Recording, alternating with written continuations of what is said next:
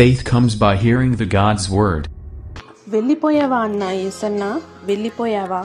నెల్లూరులో పుట్టి నేతగా ఎదిగావు, ఆత్మీయులందరికీ ఆదర్శమైనావు. లేలేత వయస్సులో లేమల్లకు చేరావు. విశ్వాసముతోనే విశ్వాసం మందిరిని స్థాపించి విశ్వాసులందరినీ పోగు చేశావు. దర్శనముతోడనే దేశాలు తిరిగి హోసన్న మందిర్గా రూపునే మార్చావు.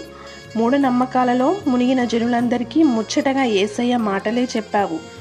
రోగాల శాపాల బాధితులందరికీ స్వస్థత ప్రార్థనతో బాసటగా నిలిచావు. సంగీత సేవతో సర్వజనులందరికీ చక్కగా యేసయ్య రూపునే చూపావు. శత్రువులకు కూడా ప్రేమనే పంచావు. సేవకులందరికీ మాదిరిగా నిలిచావు.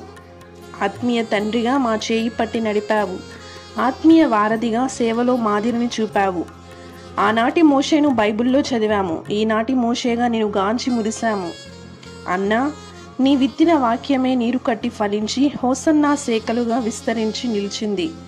నీకున్న త్యాగము, నీలోని నిబద్ధత నిలిపాయి నిన్ను పరలోకనిచ్చెనగా. అర్హత లేని అభాగ్యులెందరికో అక్షయ పాత్రనిచ్చి సేవకుల్ని చేసి వేల వేల హృదయాల్లో వేగుచుక్కవై నిలిచావు. అన్నా అన్నా అని పిలుస్తున్నా ఆగకుండా వెళ్ళావు. ఇన్ని వేల హృదయాల్ని ఒంటరిని చేశావు. ఏ ఓదార్పు ఆపగలదు కన్నీటి జలపాతాన్ని? ఏ ఆదరణ పూడ్చగలదు అన్నలేని లోటును?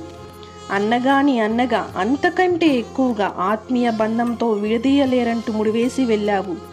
అన్నా అని అంటుంటే అవుతున్నాయి మా కళ్ళు ఆగని జలపాతాలు.